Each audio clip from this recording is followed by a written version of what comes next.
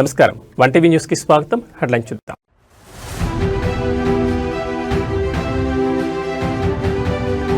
వందే మాతరం కేవలం పాట కాదు, భారత దిక్సూచి. ఈ గీతం బ్రిటిష్ వారిని సవాలు చేసిందన్న మోడీ.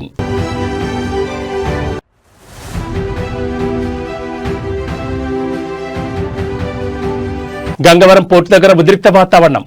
సెటిల్మెంట్ ఒప్పందం ఉల్లంఘనపై కార్మికుల ఆగ్రహం.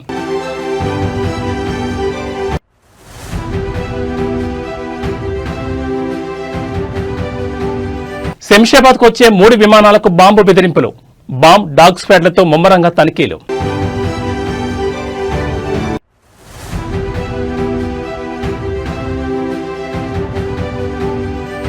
ఐఏఎస్ ఆమ్రపాడికి తెలంగాణ హైకోర్టులో చుక్కెదురు. క్యాట్ ఉత్తర్వులపై స్టే విధించిన ధర్మాసనం.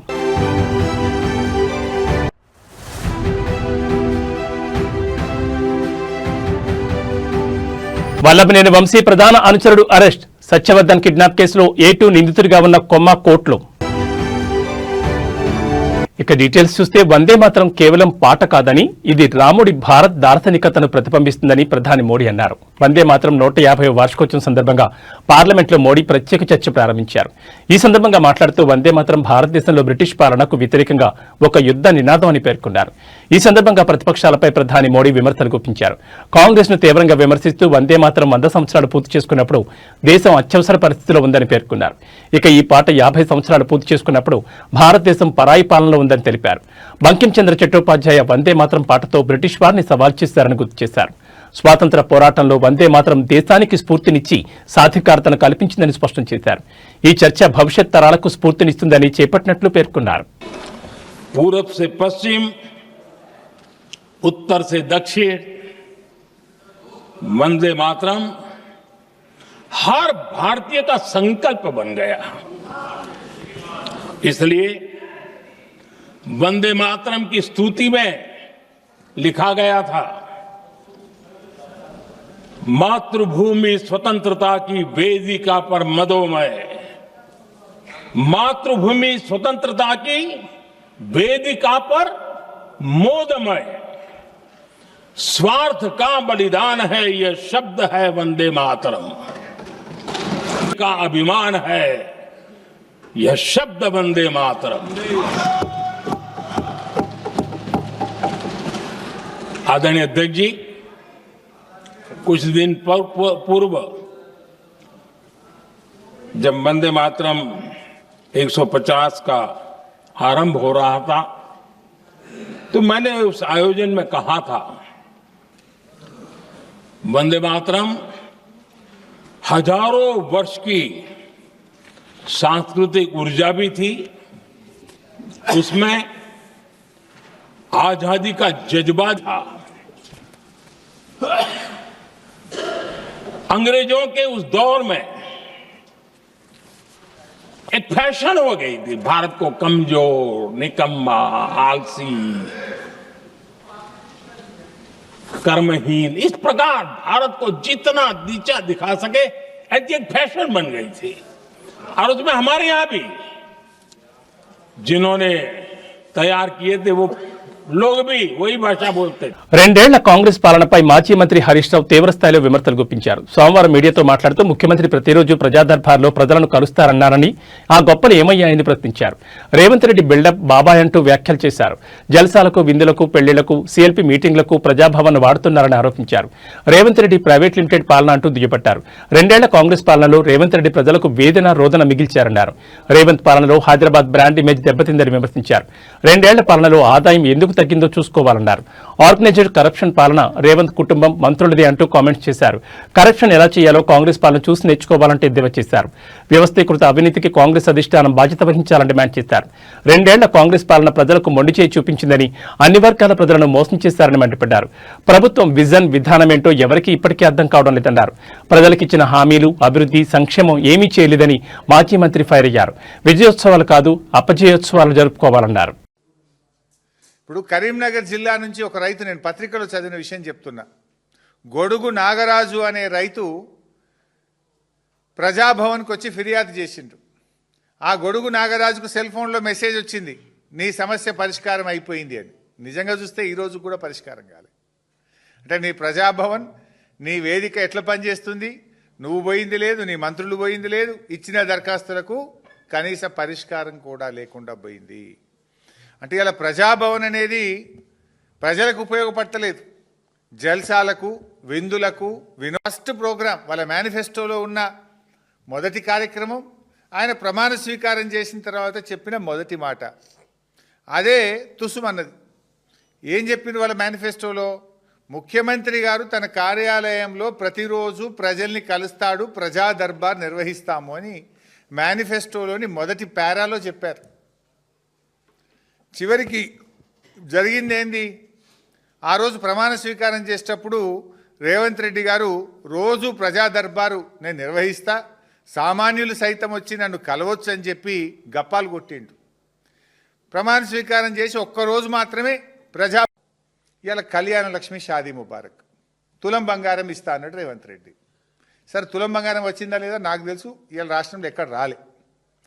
చివరికి పరిస్థితి ఏడికి వచ్చిందంటే మొన్న రామగుండం ఎమ్మెల్యే గారు చెక్ ఇచ్చింది, కళ్యాణ లక్ష్మి చెక్, నేను టీవీలో చూసిన.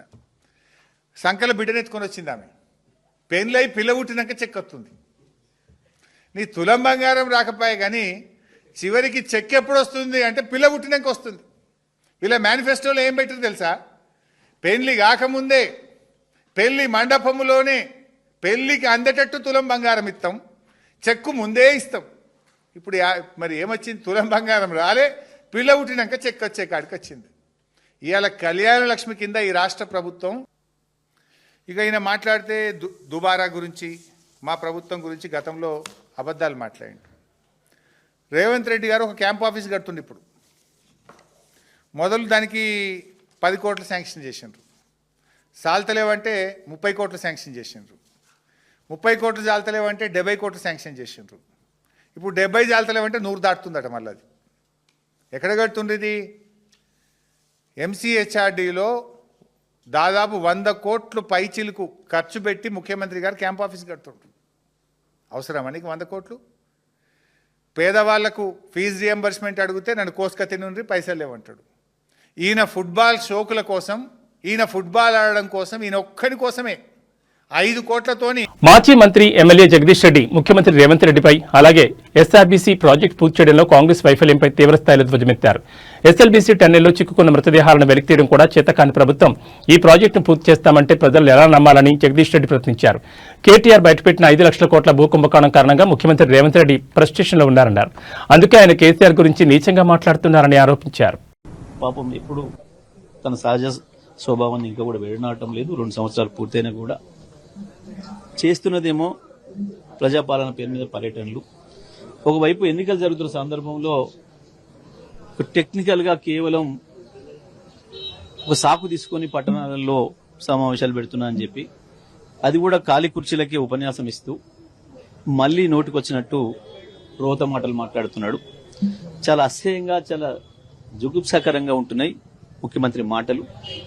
ఎవడైనా పదవిలోకి వచ్చినప్పుడు కనీసం మారుతారు. ప్రతిపక్షంగా ఉన్నప్పుడు ఉపయోగించిన భాషను కానీ పదాలను కానీ జనరల్ గా వాడరు. అవాళ కొంత పౌరుషంగా మాట్లాడతారు, కొంచెం ఆవేశంగా మాట్లాడతారు. ఆ తర్వాత సహజంగానే అధికారంలోకి వచ్చినప్పుడు మళ్లీ బాధ్యతాయుతంగా మాట్లాడతారు. ఎక్కడైనా ఎవరైనా ఒక చిన్న సర్పంచ్ పదవి నుంచి మొదలు పెడితే పై వరకు కూడా ఒక వార్డు మెంబర్ కూడా నేను వార్డు మెంబర్ అయినా అని చెప్పి బాధ్యతగా ప్రవర్తిస్తాడు. కానీ వాళ్ళ ఈ ముఖ్యమంత్రికి ఆ మాత్రం విజ్ఞత కూడా లేదు. చాలా అసహ్యంగా మాట్లాడుతూ ఉన్నాడు. రోజు రోజు పెరిగిపోతుంది.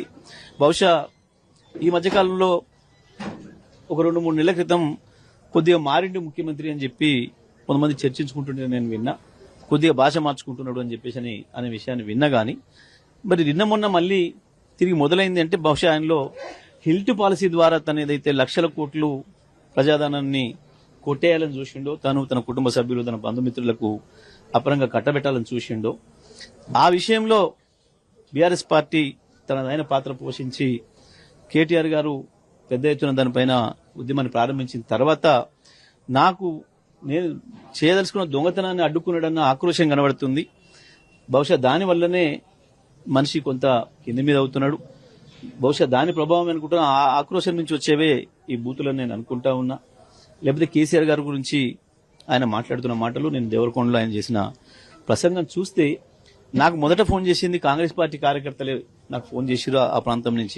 ఐఏఎస్ అధికారిని అమరాపాలికి తెలంగాణ హైకోర్టులో చుక్కెదురైంది. గతంలో అమరాపాలిని తెలంగాణ రాష్ట్రానికి కేటాయించాలని సెంట్రల్ అడ్మినిస్ట్రేటివ్ ట్రిబ్యునల్ ఇచ్చిన ఆదేశాలపై హైకోర్టు స్టే విధించింది.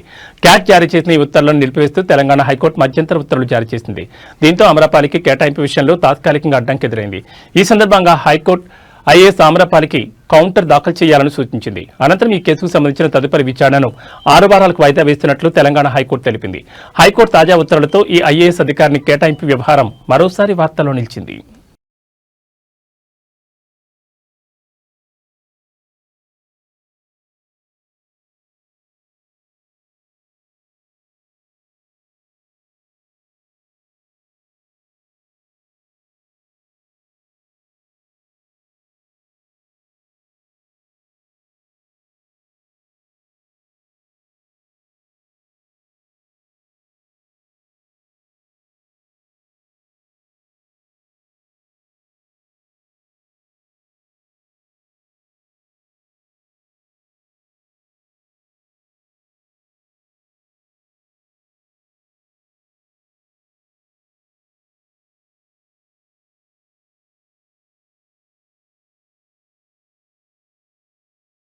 గన్నవరం మాజీ ఎమ్మెల్యే వైసీపీ నేత వల్లభనేని వంశీకి ప్రధాన అంచుడైన కొమ్మ కోర్టులను పోలీసులు ఎట్టకేలకు అదుపులోకి తీసుకున్నారు.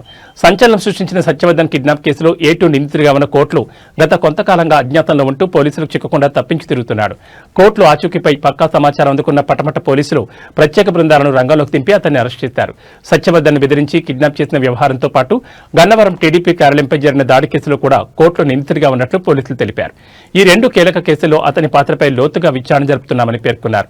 ప్రస్తుతం కోర్టులను అదుపులోకి తీసుకున్న పోలీసులు ఇవాళ అరెస్టును అధికారికంగా నమోదు చేసి కేసు వివరాలను మీడియాకు వెల్లడించే అవకాశం ఉంది. ఇదే కిడ్నాప్ కేసులో గతంలో వల్లభనేని వంశీ కూడా అరెస్టు కావడం, అనారోగ్య కారణాలతో జైల్లో ఇబ్బందులు ఎదుర్కొని ఆ తర్వాత విడుదల కావడం తెలిసిందే.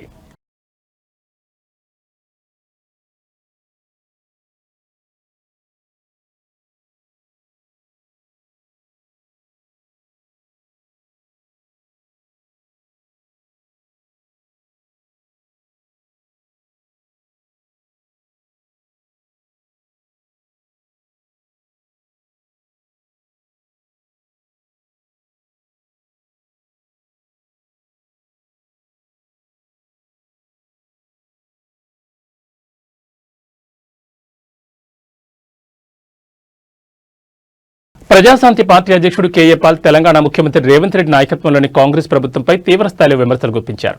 పాలనలో ప్రభుత్వం పూర్తిగా విఫలమైందని ఆరోపిస్తూ ముఖ్యమంత్రి వెంటనే తన పదవికి రాజీనామా చేయాలని డిమాండ్ చేశారు. ప్రభుత్వం అధికారంలోకి వచ్చి 2 ఏళ్లలో పూర్తిగా విఫలమైంది. ఎన్నికల ముందు ప్రజలకిచ్చిన ఒక్క హామీని కూడా రేవంత్ రెడ్డి పూర్తిగా నెరవేర్చలేదని పేర్కొంటూ ముఖ్యమంత్రి వెంటనే రాజీనామా చేయాలని డిమాండ్ చేశారు. కాంగ్రెస్ ప్రభుత్వంలో అనేక కుంభకోణాలు జరుగుతున్నాయని ఆరోపించిన కేఏ పాల్ ఇటీవల HILT స్కామ్ పేరిట 9,300 ఎకరాలను అమ్మేసి 5 లక్షల కోట్ల స్కామ్ చేసేందుకు ప్రభుత్వం సిద్ధమైందని విమర్శించారు. ఇటీవల HILT స్కామ్ మీద నేను కోర్టులో కేసు వేశాను. త్వరలో అన్ని ఆధారాలతో తెలంగాణ ప్రభుత్వంపై మరో 17 కేసులు వేస్తానని ఆయన సంచలన హెచ్చరిక చేశారు. గ్లోబల్ సమిట్ పేరిట ప్రభుత్వం అడ్డగోలుగా ప్రజాధనాన్ని వృధా చేస్తోందని పాల్ ఆరోపించారు.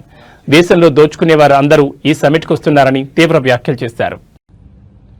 తెలంగాణ ముఖ్యమంత్రి రేవంత్ రెడ్డి ముఖ్యమంత్రి పదవిని తీసుకొని 2 సంవత్సరాలు అయింది. 1 సంవత్సరం నాకు అవకాశం ఇవ్వండి, అభివృద్ధి అంటేటో చేసి చూపిస్తానా. నేను కూడా ఆయనకు పూర్తి మద్దతుగా సీఎం కాకముందు, సీఎం అయిన తర్వాత ఒక 10-15 స్టేట్మెంట్స్ ఇవ్వడం మీరు చూశారు. 7-8 సార్లు ఆయనతో కలిసి అనేక సలహాలు ఇచ్చి రాష్ట్ర అభివృద్ధి కొరకు, ప్రజల అభివృద్ధి కొరకు ఏం చేస్తే అప్పుల నుంచి బయటపడతామని చెప్పాం. కానీ ఆయన వినలేదు సరికదా, ఎగ్జాక్ట్ గా ఆపోజిట్ చేసి నేను ఇచ్చిన సలహాలకు అన్నిటికీ వ్యతిరేకంగా పనిచేసి ఈ రోజు తెలంగాణ రాష్ట్రాన్ని సర్వనాశనం చేసినందుకు తక్షణమే ఆయన రాజీనామా చేయాలి. ఎందుకు రాజీనామా చేయాలి? కారణాలు బాగా వినండి. 1, 6 గ్యారంటీలు ఆయన ఇచ్చారు, 1 గ్యారంటీ కూడా నెరవేర్చలేదు. అందులో 2 లక్షలు తులం బంగారం నేను ఇస్తానన్నారు, ఇవ్వలేదు. 2 లక్షల రైతులకు రుణమాఫీ చేస్తానన్నారు, చేయలేదు. 5 లక్షల నుంచి 10 లక్షలు కంపెనీలు పెట్టిస్తానన్నారు, లేదు. 2 లక్షల ఉద్యోగాలు భర్తీ చేస్తానన్నారు, చేయలేదు. నిరుద్యోగులకు 4,500 అన్నారు, ఇవ్వలేదు. మహిళలకు 2,500 అన్నారు, గ్యాస్ సిలిండర్. ఇలాగ చూసుకుంటూ పోతే 100 వాగ్దానాలకి కంటే ఎక్కువ ఇష్టం వచ్చినట్టు నోటుకొచ్చినట్టు అబద్ధ వాగ్దానాలు ఇచ్చి ఓట్ల కొరకు అందరినీ మోసం చేశానని ఆయనే ఒప్పుకున్నారు. ఇప్పుడేంటి, డబ్బు లేదు నన్ను కోసుకు తినండి అంటున్నారు. అలాంటప్పుడు హైదరాబాదు దేశంలో నెంబర్ 1 సిటీ, అన్ని సిటీల కంటే. అలాంటి హైదరాబాదు రియల్ ఎస్టేట్ ఇప్పుడు పడిపోయింది. అపార్ట్మెంట్ ₹1,00,00,000 ఉన్నది 50 లక్షలు అయిపోయింది.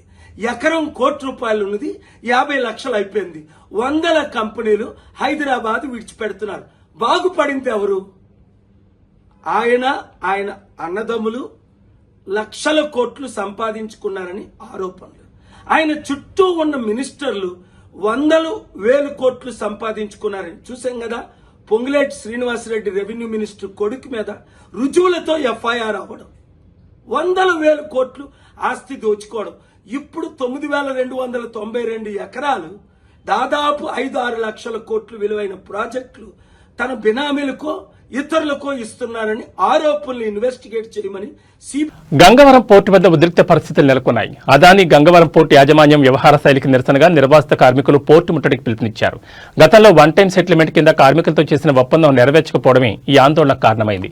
సెటిల్మెంట్ ఒప్పందం ఉల్లంఘనపై కార్మికులు ఆగ్రహం వ్యక్తం చేస్తున్నారు. నిర్వాసిత ఉద్యోగులకు వన్ టైం సెటిల్మెంట్ గా 27 లక్షలు చెల్లించేందుకు పోర్టు యాజమాన్యం హామీ ఇచ్చింది. 60 రోజుల్లో మొత్తాన్ని చెల్లిస్తామని ఒప్పందం కుదిరినప్పటికీ ఇప్పటి వరకు కార్మికులకు కేవలం 4,80,000 చెల్లించినట్లు సమాచారం. తమకు రావాల్సిన మరో 2,30,000 చెల్లింపును ఇన్కమ్ ట్యాక్స్ పేరుతో నిలిపివేసి కాలయాపన చేయడం కార్మికుల్లో తీవ్ర ఆగ్రహానికి దారితీసింది. పెండింగ్ లో ఉన్న 2,30,000 వెంటనే విడుదల చేయాలని కార్మికుల ప్రధాన డిమాండ్గా ఉంది. అదే సమయంలో ఆందోళన చేస్తున్న కార్మికులు కమిటీ సభ్యులపై ఉన్న పోలీస్ కేసులను తక్షణం ఎత్తివేయాలని డిమాండ్ చేస్తున్నారు. ఇప్పటికే గంగవరం పోర్టు కాలుష్యంతో ప్రజలు కార్మికులు ఇబ్బందులు పడుతుండగా ఇప్పుడు వేతనాలు సెటిల్మెంట్ పేరుతో ఇలా వేధించడం సరైంది కాదని కార్మిక సంఘాలు మండిపడుతున్నాయి. కార్మిక సమస్యలు వెంటనే పరిష్కరించాలి. అక్రమంగా పెట్టిన కేసులు ఇమ్మీడియట్లీ ఎత్తివేయాలి. అక్రమంగా పోలీస్ కేసులు ఎత్తివేయాలి.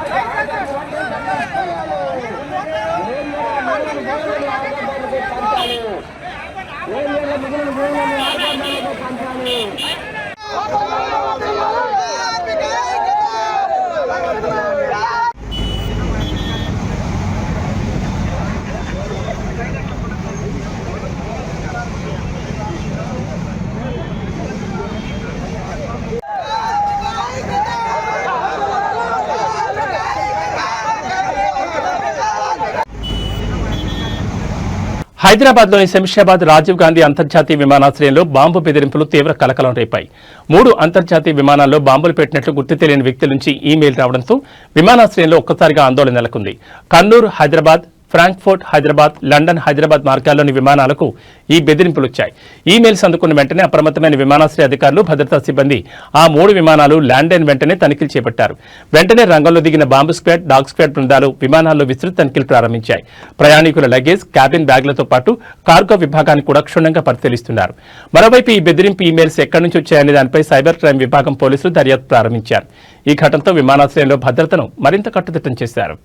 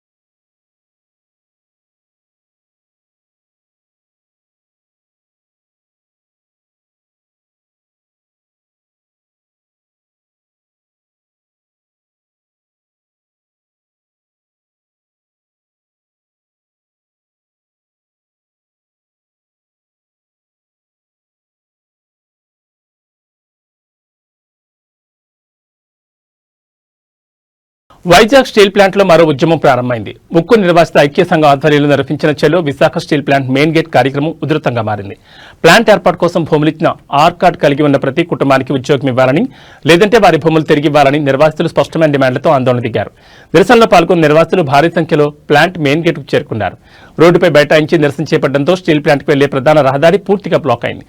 ఉద్యోగులు విధులకు వెళ్లకుండా వాహనాలు నాపి నిరసన తెలిపారు. ఇదిలా ఉండగా ఘటనా స్థలానికి చేరుకున్న పోలీసులు పెద్ద సంఖ్యలో మోహరించారు. పోలీసులు నిర్వాసితుల మధ్య వాగ్వాదం నెలకొనడంతో కొంతసేపు ఉద్రిక్తత చోటు చేసుకుంది. వైలెన్స్ కు పాల్పడొద్దని పోలీసులు పలుమార్లు హెచ్చరించారు. నిరసన కార్యక్రమంలో నిర్వాసితులు తమ కుటుంబాలతో కలిసి పాల్గొన్నారు. మా న్యాయమైన హక్కులు నెరవేరే వరకు ఈ పోరాటం ఆగదని వారు ప్రకటించారు. భూములు ఇచ్చి 40 ఏళ్లకు పైగా గడిచినా వాగ్దానం చేసిన ఉద్యోగాలు పూర్తి స్థాయిలో అమలు కాలేదనే ఆవేదన మరోసారి స్టీల్ ప్లాంట్ గేట్ వద్ద హోరెత్తింది.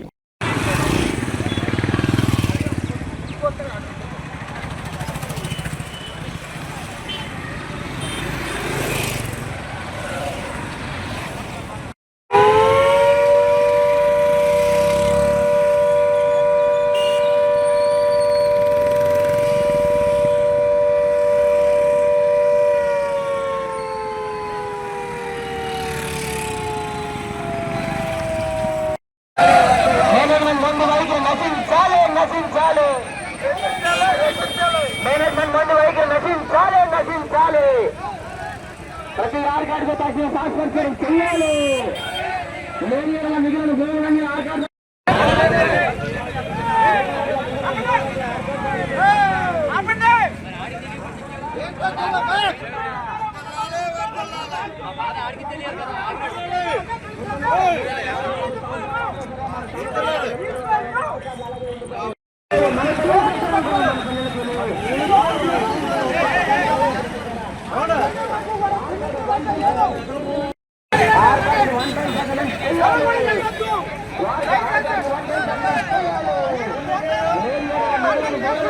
శీతాకాల ప్రయాణాలు, ఇండిగో విమాన సర్వీసుల రద్దు కారణంగా పెరిగిన ప్రయాణికుల రద్దీని నియంత్రించేందుకు భారతీయ రైల్వే కీలక చర్యలు చేపట్టింది. రాబోయే 3 రోజుల పాటు దేశవ్యాప్తంగా 89 ప్రత్యేక రైళ్లు నడుపుతున్నట్లు ప్రకటించింది. ఈ రైళ్లు వివిధ రైల్వే జోన్ల పరిధిలో 100కు పైగా ట్రిప్పులు నడపనుంది. ప్రయాణికులకు ఎలాంటి ఇబ్బందులు కలగకుండా ప్రయాణాలను సులభతరం చేయడమే లక్ష్యంగా ఈ నిర్ణయం తీసుకున్నట్లు రైల్వే అధికారులు తెలిపారు. రద్దీని దృష్టిలో ఉంచుకుని సెంట్రల్ రైల్వే 14, వెస్టర్న్ రైల్వే 7 ప్రత్యేక సర్వీసులను ప్రకటించాయి. అలాగే south eastern railway, eastern railway, northern railway పరిధిలో కూడా పలు ప్రధాన నగరాల మధ్య అదనపు రైళ్లు నడుపుతున్నారు. ముఖ్యంగా ముంబై, ఢిల్లీ, కోల్కతా, లక్నో, పూణే, పాట్నా వంటి రద్దీ మార్గాల్లో ఈ సర్వీసులు అందుబాటులో ఉంటాయి. దక్షిణ మధ్య రైల్వే కూడా శనివారం నుంచి 3 ప్రత్యేక రైళ్లను ప్రారంభించింది. వీటిలో చల్లపల్లి, షాలిమార్, సికింద్రాబాద్, చెన్నై, ఎగ్మోర్, హైదరాబాద్, ముంబై ఎల్టీటీ సర్వీసులు ఉన్నాయి. ఈ ప్రత్యేక రైలు ఏర్పాటుతో సాధారణ రైళ్లపై భారం తగ్గడంతో పాటు ప్రయాణికులకు సురక్షితమైన, సౌకర్యవంతమైన ప్రయాణం వెసులుబాటు లభిస్తుందని రైల్వే శాఖ భావిస్తోంది. వివిధ మార్గాల్లో ప్రకటించిన ఈ అదనపు సర్వీసుల ప్రయాణాలకు భారీ ఊరటనిస్తున్నాయి.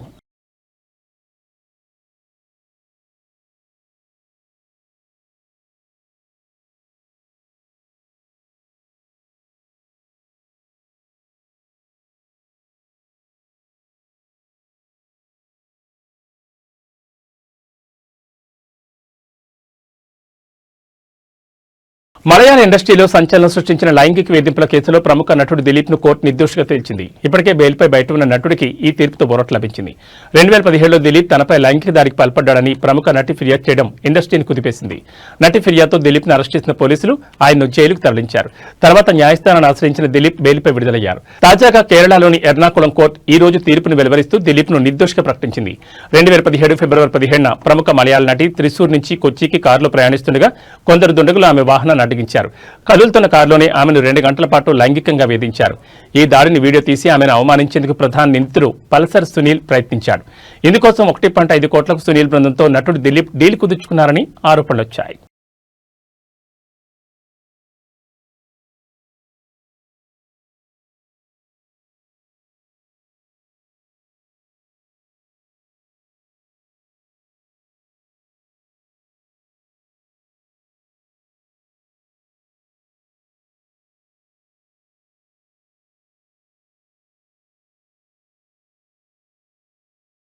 ఇవి ఈ బులెటిన్ విశేషాలు. మరో బులెటిన్లో మళ్ళీ కలుసుకుందాం. నమస్కారం.